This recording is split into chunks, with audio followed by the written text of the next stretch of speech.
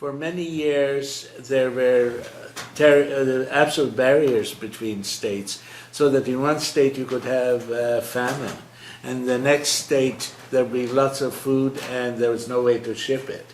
One of the breakthroughs which allowed India to prosper recently was to get rid of stuff like this. However, our friends in the EU have the most impossible agricultural policy in a variety of ways. There are restrictions on output, there are quotas, there are minimum prices, there are restrictions on the kinds of seeds that the farmers can use.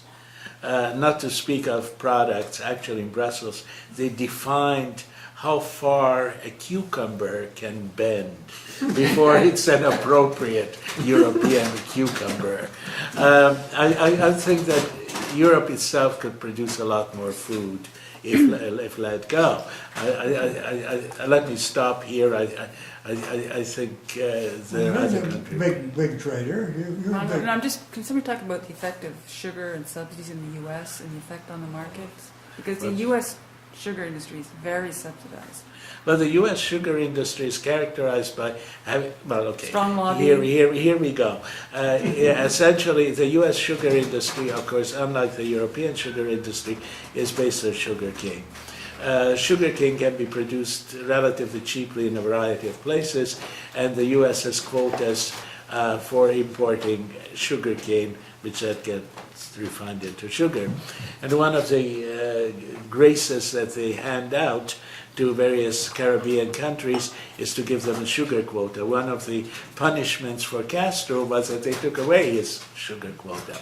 The Canadian system doesn't work much differently, except here most of the sugar de facto comes from Commonwealth sugar producers, but it's a highly restrictive industry.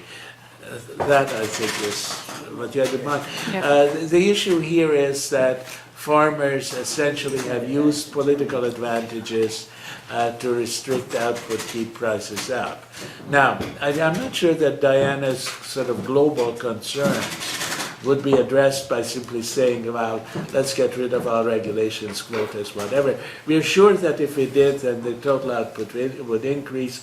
Some farmers would be very unhappy. There are, of course, funny side effects to this.